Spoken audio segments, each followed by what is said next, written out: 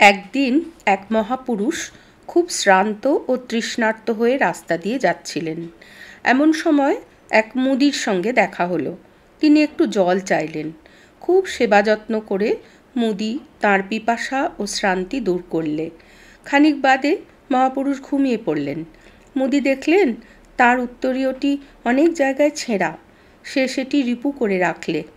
মহাপুরুষ উঠে মুদির সেবা ও যত্ন দেখে খুব প্রীত হয়ে তাকে সঙ্গে করে বৈকুণ্ঠে নিয়ে যেতে চাইলেন। বৈকুণ্ঠ ধাম আনন্দ ও শান্তির ধাম। মুদি হাত জোর করে বললে, প্রভু, আমার ওপর আপনার এত দয়া, আমি নিশ্চয়ই বৈকুণ্ঠে যাব।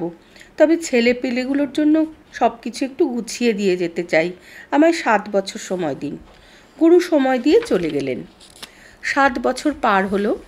গুরু এসে মুদিকে ডাকলেন। মুদি ভক্তিতে পায়ে লুটিয়ে পড়ল। কাতর হয়ে বললে, প্রভু, আমি যে এখনও তৈরি হয়ে উঠতে পারলুম না।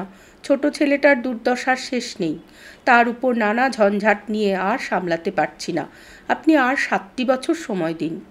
গুরু আবার সময় দিয়ে চলে গেলেন। আরও 7 বছর গেল। গুরু আবার ফিরে এলেন। কি করবেন, কথা দিয়েছেন, আসতেই হবে। এসে শোনেন মুদি নেই, মারা গেছে। ধ্যানে বসে দেখলেন মুদি মরে গিয়ে বলদ শরীর নিয়ে এখন তার ছোট ছেলের ক্ষেতে লাঙ্গল টানছে। সেই ছেলের একটা বলদ ছিল, কিন্তু সেটা দুর্বল। তাই ছেলেকে সাহায্য করতে বাপ হৃষ্টপুষ্ট বলদ হয়ে জন্ম নিয়েছে। গুরু মন্ত্রপুত জল ছিটিয়ে বলদের জ্ঞান সঞ্চার করলেন। বললেন, আর কেন, এবার চলো, আমি তোমাকে নিতে এসেছি। বলদ কাকুতি মিনতি করে বললে, ছোট ছেলেটির একটু সুবিধা হলেই সে যেতে পারবে বৈকুণ্ঠে, বেশি নয়, আর 7টি বছর সময় সে চায়। গুরু আর কি করেন, দিলেন আবার সময়। 7 বছর কেটে গেল। আবার এলেন গুরু। এসে দেখেন এবার বলদও নেই। বলদের কথা জিজ্ঞাসা করতে মুদির ছেলেরা বিরক্ত হলো। তখন গুরু ধ্যানে বসলেন। দেখলেন বলদ মরে কুকুর হয়ে ছেলের বাড়ি জমি জমা পাহারা দিচ্ছে। গুরু কুকুরের জ্ঞান সঞ্চার করে তাকে বললেন, আর কতদিন, এখনও কি সময় হয়নি? কুকুর কেঁদে কেঁদে বললে, প্রভু, আমি অধম, আপনার এত কৃপা পেয়েও বৈকুণ্ঠে যেতে পারছি না। এই ছেলেটার আরেকটু সুবিধে না হলে আমার যাবার যে উপায় নেই। দয়া করে আরও 7টি বছর সময় দিন। গুরু চলে গেলেন। আবার 7 বছর যায়। গুরু ফিরে এলেন। এবার আর কুকুর নেই। সাপ হয়ে একটা জায়গায় পাহারা দিচ্ছে গুপ্তধন। ছোট ছেলেকে তা দিতে না পারলে উদ্ধার নেই। গুরু সেই ছেলেকে ডেকে আনালেন। সেই জায়গাটি খুঁড়তে বললেন। গুপ্তধন বেরুলো। তারপর সাপটাকে মারতে বললেন। সাপ মারা হলে শিষ্যকে নিয়ে এতদিনে গুরু বৈকুণ্ঠে যাত্রা করলেন। সদ্গুরু তো এমনই হন, শিষ্যকে উদ্ধার করে নিয়ে যান সংসার দুঃখের হাত থেকে। সংসারের বন্ধন এমনই কঠিন, দিন দিন বেড়েই চলে।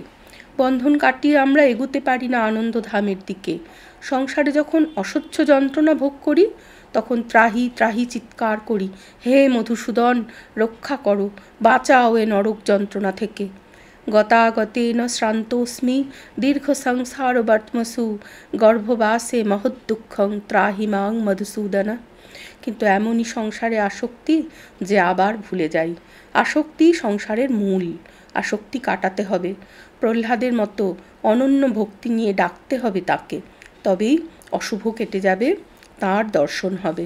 ভক্তের জন্য এগিয়ে আসবেন তিনি, কোলে করে রাখবেন ভক্তকে, রক্ষা করবেন। এই গল্পটা আমি পাঠ করলাম স্বামী চেতনানন্দের, সংকলক স্বামী চেতনানন্দ। বইটির নাম গল্পমালিকা। এটি প্রায় একই রকম একটি গল্প, একটু সামান্য অদল বদল। এটি কথামৃতে আছে। এই গল্পটি লিখেছেন স্বামী বিশুদ্ধানন্দ। গল্পটার নাম হচ্ছে আসক্তি ও মুক্তি।